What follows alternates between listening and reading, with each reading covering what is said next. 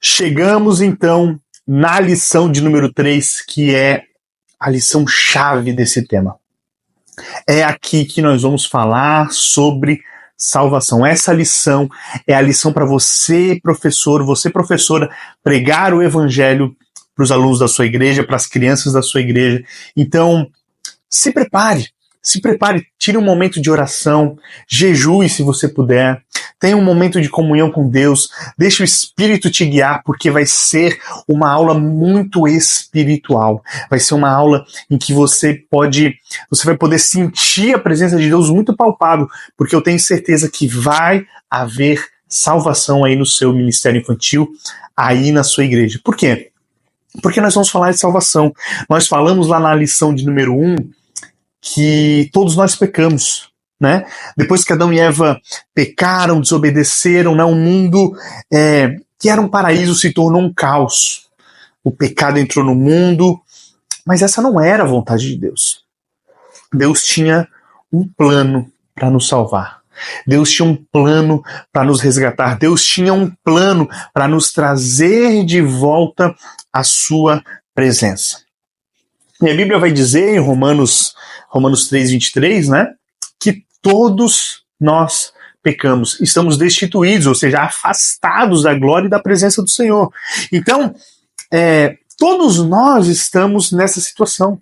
Todos nós, em algum momento, cometemos erro.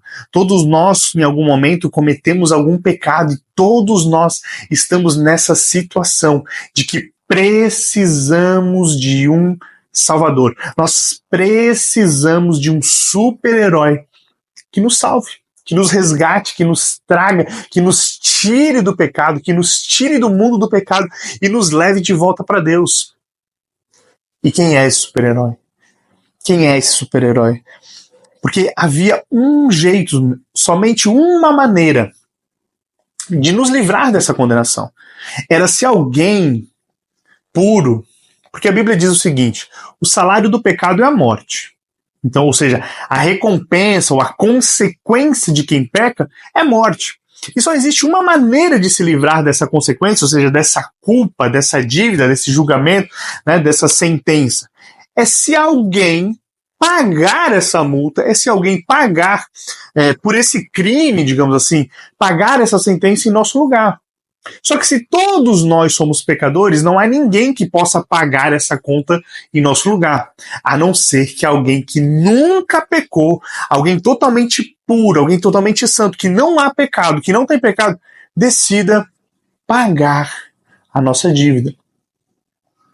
Então, quando nós olhamos para Jesus, quando nós olhamos para o Evangelho, nós vamos ver que é exatamente isso que Jesus fez. Jesus, ele nasceu, a Bíblia diz que o verbo se fez carne, ou seja, o próprio Deus se encarnou, se fez figura humana e viveu entre nós. Só que tem uma questão, um porém, Jesus nunca pecou.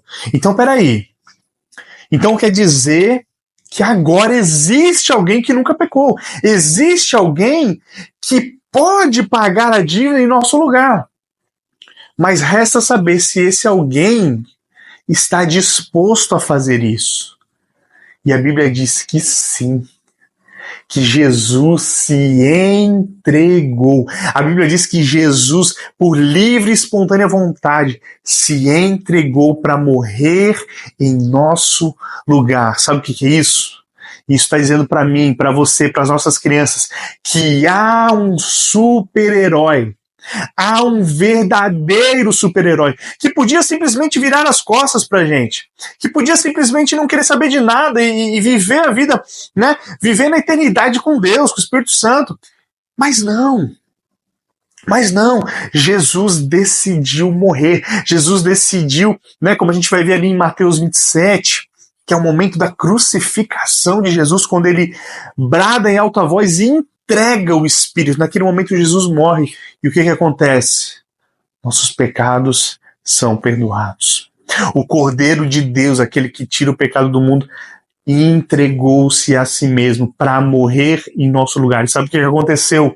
Quando Jesus se entregou na cruz, no momento que ele morre, o véu do templo se rasga. A presença de Deus agora está disponível para mim, está disponível para você. Nós podemos acessar a Deus, nós podemos voltar àquilo que Deus tinha estabelecido lá no Éden, de estar na presença de Deus. Isso por quê? Porque houve um super-herói, houve um totalmente puro, houve um totalmente santo que decidiu morrer em nosso lugar. Houve um super-herói que decidiu pagar a nossa dívida. Deus, Jesus, ele vem à Terra e ele decide pagar a nossa dívida. Você está entendendo o quão poderoso isso é? Você está entendendo quão maravilhoso isso é? Você está entendendo quão grandioso é esse ato heróico de amor de Jesus? Você está entendendo que Jesus decidiu morrer em nosso lugar? Jesus, no seu infinito amor, ele faz esse ato heróico. E muitas pessoas olham para a cruz, e os romanos olhavam para a cruz como um sinal de desonra, como um sinal de perda, como um sinal de humilhação. Mas a cruz, por causa de Jesus, para nós agora, significa a insígnia do nosso Salvador, a marca registrada do nosso super-herói. A cruz simboliza para nós que nós somos salvos. Através do ato de Jesus, através da sua morte, ele nos salvou, ele nos resgatou, e agora nós podemos voltar à presença de Deus. Uau! Uau!